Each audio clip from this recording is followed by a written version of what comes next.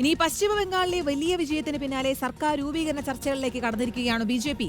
ഭവാനിപൂരിലും നന്ദിഗ്രാമിലും വിജയിച്ച സുവേന്ദു അധികാരി മുഖ്യമന്ത്രി സ്ഥാനം ഉറപ്പിച്ചു.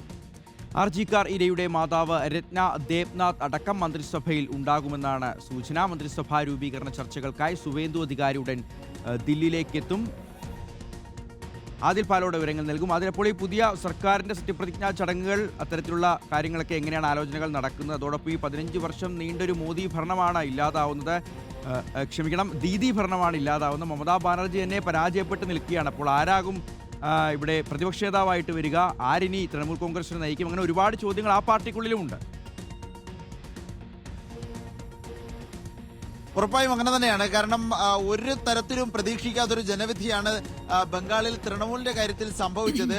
ഒരു വീഴ്ചയുണ്ടാകുമെങ്കിലും ഈ രൂപത്തിലൊരു വീഴ്ച, അതും മുഖ്യമന്ത്രി കൂടിയായ 15 വർഷം ബംഗാളിനെ നയിച്ച മമതാ ബാനർജി സ്വന്തം തട്ടമായ ഭവാനിപൂരിൽ പ്രതിപക്ഷ നേതാവായ സുവേന്ദു അധികാരിയോട് പരാജയപ്പെടുന്നു. പ്രതിപക്ഷ നേതൃസ്ഥാനത്തേക്ക് പോലും മമതയ്ക്ക് എത്താൻ കഴിയാത്ത സാഹചര്യം. ഇനി ആരെ മുൻനിർത്തിയാണ് നിയമസഭയിൽ പോരാട്ടങ്ങൾ നടത്തുക എന്ന ചോദ്യം പ്രധാനമായുണ്ട്. TMCയുടെ തൃണമൂൽ കോൺഗ്രസിന്റെ നേതൃയോഗങ്ങൾ ഇന്ന് കൊൽക്കത്തയിൽ ചേരും എന്നാണ് മനസ്സിലാക്കാൻ സാധിക്കുന്നത്.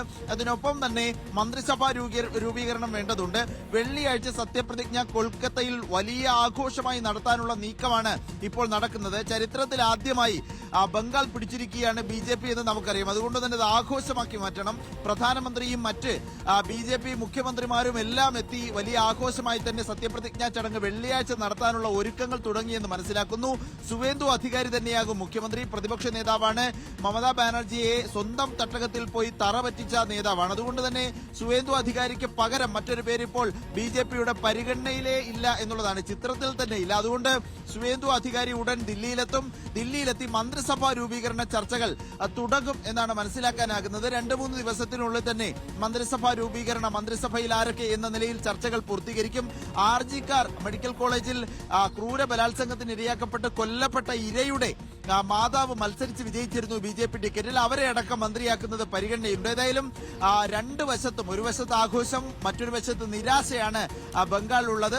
ഇനി ആരെ മുൻനിർത്തിയാകും നിയമസഭയിലെ പോരാട്ടം മമതാ ബാനർജി നടത്തുക എന്ന ചോദ്യം പ്രധാനമാണ്. യെസ്, അപ്പോൾ ബംഗാൾ രാഷ്ട്രീയത്തിൽ സംഭവിക്കുന്ന ഇപ്പോഴത്തെ ഏറ്റവും പുതിയ സംഭവ വികാസങ്ങളെക്കുറിച്ചാണ് ഇപ്പോൾ ആദിൽ പാലോട് വിവരങ്ങൾ നൽകിയത്.